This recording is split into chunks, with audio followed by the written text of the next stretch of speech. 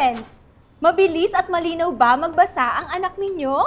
Kung hindi pa, ay may ituturo akong simple pero epektibong paraan, ang repeated reading. Ito ay ang pagbasa ng parehong kwento o talata ng ilang ulit. Parang pag-practice sa pagkanta.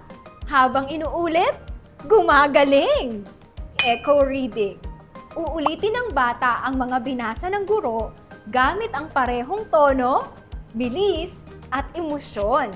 Kapag kayo ay mag-echo reading, gumamit muna ng maikling linya. Tapos, bigkasin ng malinaw at may damdamin ng bawat linya.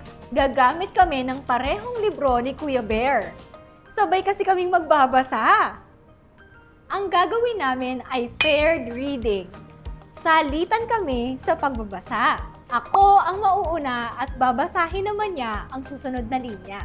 Read aloud!